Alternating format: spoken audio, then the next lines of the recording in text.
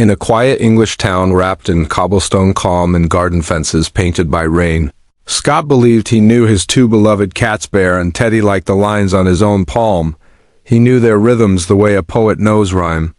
Every sunrise began with their synchronized stretch before the fireplace, their soft purring blending with the crackle of morning embers. He could predict the very second Bear would let out his deep, comical wah-wah to demand attention, and how Teddy would trail behind like a smaller shadow, echoing his brother's every move. To Scott and his girlfriend, these weren't just pets, they were companions, quiet threads woven into the fabric of their daily lives. But like the wind that moves unseen through branches, sometimes the most familiar things hold mysteries hidden just beneath the surface. And sometimes the creatures we think we understand are living a second life we never dared to imagine. They thought they had built a world of routine, feed them, love them, watch them vanish through the cat flap into the neighborhood, only to return hours later with eyes full of secrets and paws kissed by leaves. Scott never questioned where they went. "They're just exploring," he'd reassure his girlfriend, chuckling. "You know how cats are, born wanderers." But behind that simple explanation, something sacred was unfolding, something no one could see. Sometimes the wild doesn't roar, it whispers. And those whispers were about to shake their entire world, because when animals bond with humans, it isn't just instinct, it's divine design. A heart-to-heart conversation spoken in silence. A spiritual rhythm between souls. She had captured them, not just in her heart, but on camera. And those photos, they were more than just images. They were a window into a sacred bond that no one had noticed until now. Attached to the email were tender, almost dreamlike snapshots of Bear and Teddy, their striped fur softly glowing under the golden light of a foreign room that had unknowingly become their second sanctuary. In one picture, Bear lay sprawled out like royalty on a neatly made bed, his face calm and content, his paws tucked just right. Teddy, ever the gentle follower, was curled on a cushioned chair, his eyes closed in perfect peace. They looked utterly at home, as if they belonged there, and in truth, they did, but not all the pictures were serene. Some were filled with playful chaos. Bear caught mid-leap as he tried to swat a pen from her desk, Teddy climbing into her open backpack like he was preparing for a great academic journey. They were mischievous, alive, joyful. To Scott and his girlfriend, these images were both wonderful and heartbreaking. Each one was a moment with Bear they had never seen, a memory that belonged to someone else, yet still somehow belonged to them too. I called them my study buddies. The student had written in the email, "Bear especially helped me with my English. I used to read my assignments out loud, and he would sit there listening so patiently, like the most understanding teacher in the world." Scott paused as he read that line, the room going silent around him. He felt the weight of the words settle into his chest, deep and heavy. "Listen to this," he said to his girlfriend, his voice breaking as he continued. She said, Bear helped her feel less homesick, that he was like a piece of home for her. His girlfriend leaned in closer, tears already welling up. They read more together, side by side, wrapped in the quiet ache of shared grief and newly discovered beauty. In another part of the email, the student had written, "Sometimes Bear would visit just to nap. He'd curl up on my couch, and his gentle snoring, it helped me concentrate. It comforted me. When I was lonely, it reminded me I wasn't alone. It's in these small, quiet things, shared silences, snoring warmth, the feel of fur beneath your fingertips, that true emotional rescue happens." In that tiny apartment, Bear wasn't just a cat. He was a lifeline. A warm heartbeat in an unfamiliar world. The girl went on to describe their daily routine with the kind of detail that comes only from deep affection. "Every morning, around 10 a.m., I would hear the sound of their soft paws on my doorstep," she wrote. "I began leaving the door open, just a crack so they could come and go as they pleased. Bear, always the brave one, would enter first and announce himself. With a low, musical sound, wow, wow. When Scott read that line, he froze. "That's him," he whispered, placing a trembling hand over his heart. That was Bear's greeting, his special hello. He did the same thing with us.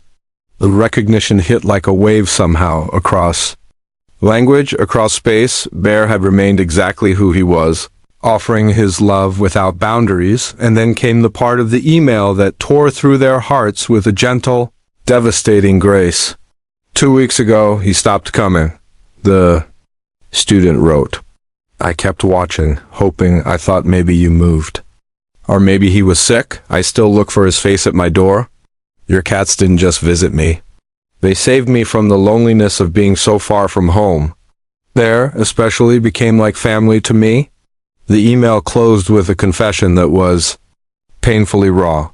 I have many stories to tell you about him, but I'm so sorry. Right now, my heart is too heavy to write them all properly. Scott closed the laptop slowly, pressing his palm against its lid as if trying to absorb the warmth of the words. His voice was barely a whisper as he turned to his girlfriend. We weren't the only ones who lost him. That same evening, Scott replied. He poured out his soul into the message, sharing every detail of Bear's sudden passing, the mystery, the heartbreak, the silence that followed. We had no idea Bear meant so much to someone else, he wrote. You're welcome to visit any time. We buried him in the garden, under his favorite tree. If you'd like to say goodbye, we would be honored. 3 quiet days passed. And then, on an overcast afternoon, there was a gentle knock at their door. Scott opened it to find a young woman standing with a bouquet of fresh white flowers trembling. In her hands, tears glistening on her cheeks like morning dew. She looked up at him with fragile eyes and whispered, I'm muting. I'm the one who wrote the note. Scott didn't hesitate.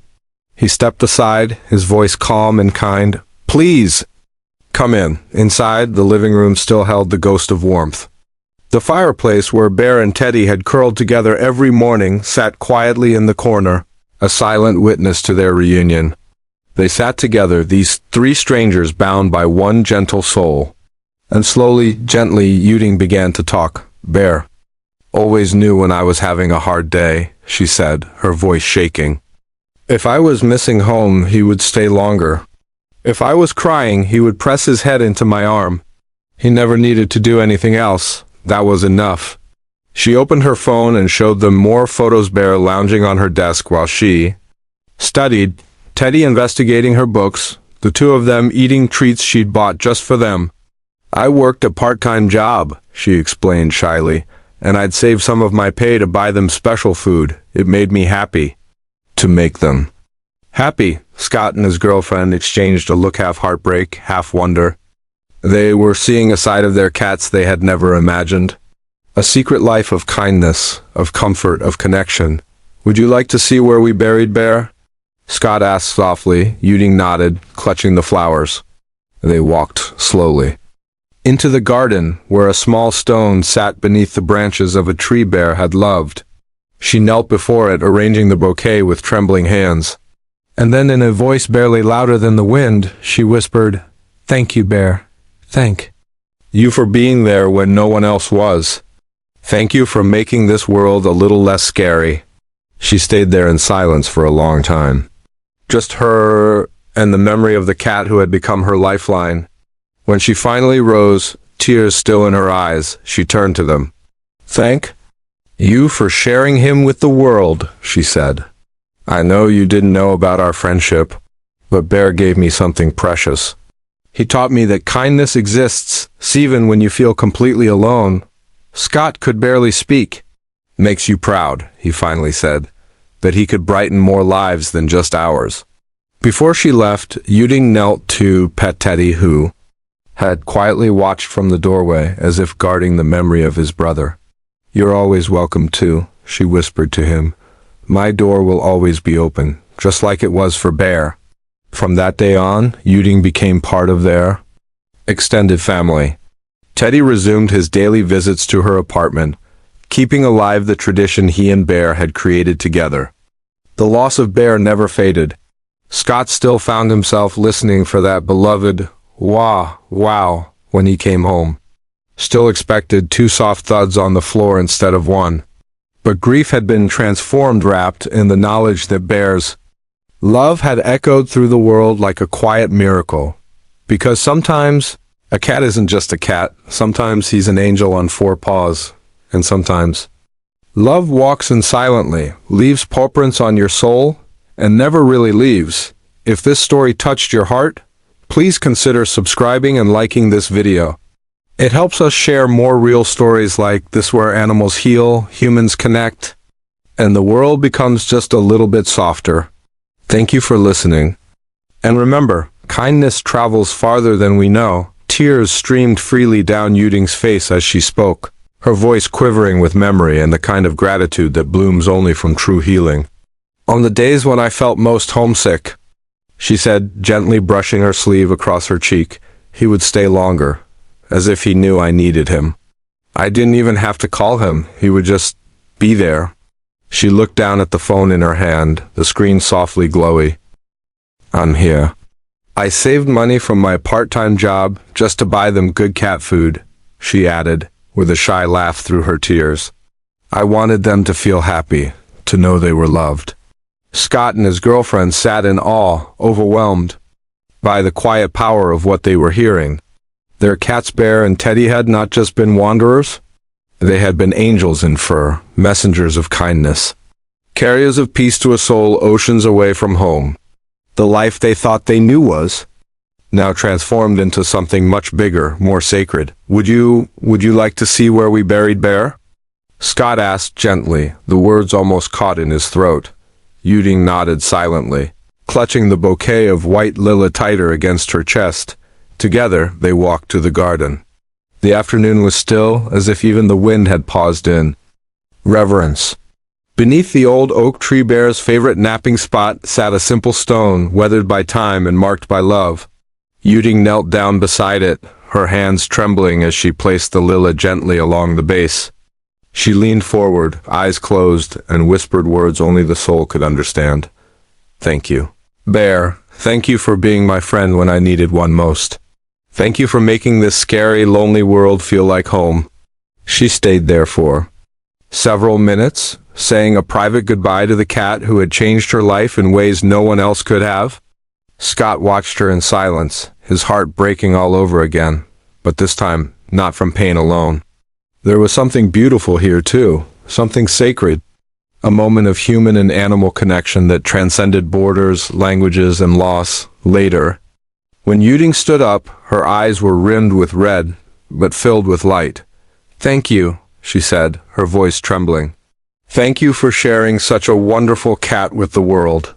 I know you didn't know about our friendship, but Bear gave me something precious. He reminded me that kindness still exists, even when you're far from everything familiar. Scott's own eyes glistened as he placed a hand over his heart. Makes you proud, he said, smiling softly through the tears that he touched. More lives than we ever knew. He wasn't just helping us, he was helping her. Bear was extraordinary. As Yuding turned to leave, she knelt down one final time, this time to Teddy. The little tabby had been watching the entire exchange quietly from the doorway, his green-gold eyes wide and reflective, as if he too understood the sacredness of the moment. She reached out and stroked his fur gently. You're always welcome to visit me, she whispered. My door will always be open, just like it was for Bear. And from that day forward, it remained true. Yuding became more than just the girl who wrote a note. She became family. Scott and his girlfriend stayed in touch with her, texting often, sharing stories, photos, and the occasional tear. Teddy, too, continued his visits, walking the same path he and Bear had once walked together, carrying his brother's legacy with every paw step. The pain of losing Bear didn't vanish. It still echoed in the little things, only hearing one set of paws now, not two. The silence that came at bedtime. The way Scott would instinctively glance at the cat flap, expecting Bear to return with his soft, familiar wow-wow. But now that grief was wrapped in something radiant. The knowledge that Bear had been more than a pet. He had been a bridge between hearts, between homes, between lives. He had brought joy where there was sadness. And proof, undeniable proof, that love always finds a way. His legacy lived not just in the garden or in the memory of late-night snuggles by the fire. It lived in Yuding's laughter as she shared stories, in Teddy's quiet loyalty, in the way kindness had traveled from one doorstep to another, unspoken yet fully felt. Bear was gone, but his light hadn't dimmed. It had only spread. Did this story move you? Would you open your door to a stranger if your pet carried a message of love? Tell us in the comments below. If you believe in the silent, magical connection between animals and humans. Please subscribe to our channel.